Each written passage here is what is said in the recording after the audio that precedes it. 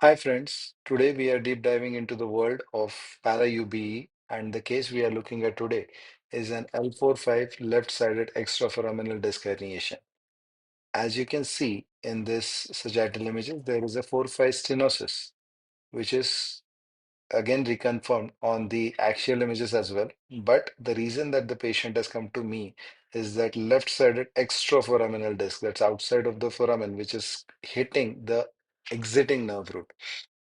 So of course, the X-rays are normal. There is no instability. So my plan is to do both L4-5 central decompression by UBE and L4-5 extraforaminal discectomy by para-UBE approach. We'll be seeing the para-UBE approach now. We mark the tip of the transverse process of the caudal vertebra. We take the incision and we start walking onto the transverse process till we reach the medialmost point of the transverse process, where we dilate the tissue and create the working space. We repeat the steps for the cranial transverse process, and triangulation is done over the caudal transverse process. Once inside the endoscopic view, you will see this kind of a red dot first. So the first thing that you need to do is palpate the transverse process. As we have triangulated under CM on the caudal transverse process, that is the L5 one, we need to push the radiofrequency probe and keep palpating the bone and clearing the soft tissue on top of the bone. That's what you see me doing here. Once you are sure that you are on top of the bone, you just have to judge how much of space you have, how much of movement your camera can do. And if there is too much of soft tissue encroachment, as you can see right here, we can use the scopic sleeve to retract the tissues away so that you get at least some amount of space wherein you can work around. It's important to know that there are a couple of arterioles which supply the lateral aspect of the facet joint at this level, especially towards the cranial end of the transverse processes. Identifying and coagulating these vessels will make your life easy as these are known to bleed a lot. So be gentle with the amount of dissection that you're doing. Stay close to the bone and keep taking CM shots frequently. For those of you who are new to endoscopy, let's get familiar with the orientation. Since we know that we are standing on the left side of the patient, the left side of the screen, that is 9 o'clock, is the head end of the patient. Right side of the screen, or 3 o'clock, is the foot end of the patient.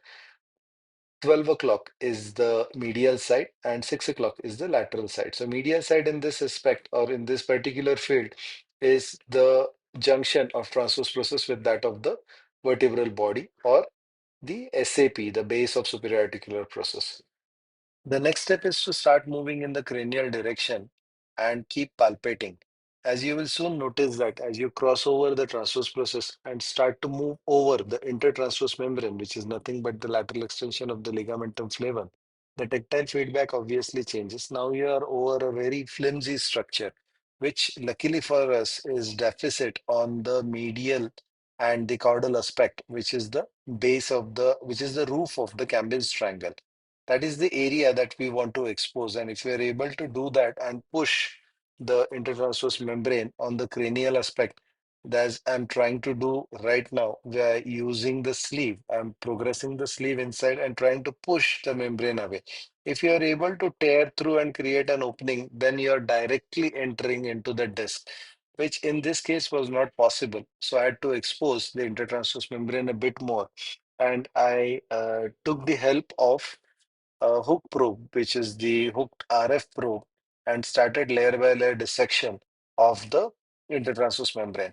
Normally, this intertransverse membrane forms the roof of the exiting nerve root, and the exiting nerve root may be at risk when you are actually dissecting through the intertransverse membrane. But luckily for us, in such cases of extraforaminal disc herniations, which usually lie in the axillary portion of the exiting nerve root, they kind of push the exiting nerve root more laterally and more cranially, effectively increasing the dimensions of the Campbell's triangle and increasing the margin of safety. Even though while doing that, I would recommend not using the ablation mode, only using the coagulation mode, that too at a lower setting. A CM shoot is taken to confirm the location of the radiofrequency probe lateral to the facet joint. The scopic sleeve is further pushed down and is positioned at 9 o'clock position where the exiting nerve root is supposed to be. So we are trying to push the exiting nerve root away from the working area and protect it using the scopic sleeve. As we keep moving in the cranial direction, the annulus keeps becoming thin and thin, and you will notice that the slightly cranially migrated extraforaminal portion of the extruded nucleus kind of pops into your field. You can just clear the soft tissue over it by using the radiofrequency cautery, and a disc forceps is all you need to pick up that extruded fragment. Now you can actually identify the rent in the annulus through which the nucleus has herniated out. I prefer using the tip of the dissecting forceps as a dissecting scissor to open or widen the opening of the annulus and to take out more free fragments that are lying under the annular opening. We keep doing that to find more and more free fragments and releasing the pressure on the annulus and removing more and more free pieces of the herniated nucleus pulposus. You can see one more large chunk of disc now being removed using the disc forceps. Radiofrequency ablation of the annular opening is continued to make sure that the annulus is shrunk and it becomes hard. It loses its elasticity, theoretically reducing the chances of any recurrence in the future. This is done very carefully because at 6 o'clock, the white structure that you see is the exiting nerve root, which is kind of starting to fall back into its place now that the offending disc fragment, which was pushing it laterally and cranially, is not there. As you slowly start to move away and start to pull the sleeve, the scopic sleeve away, you will see that the exiting nerve root slowly comes back to its normal position, and you have to be very careful because the radiofrequency cautery, the mouth of the radiofrequency cautery needs to be facing away from the exiting nerve root. That is the exiting nerve root. You can still see that it is still blanched. There's a lot of pressure. But if you give it some time, you will soon realize that the smaller capillaries that are there on the surface of the exiting nerve root, they start to refill, giving it that particular pinkish hue. So right now what I'm doing is not using the RF cautery, but just palpating using the radiofrequency cautery. And you can see the capillary refilling that is occurring on the surface of the exiting nerve root.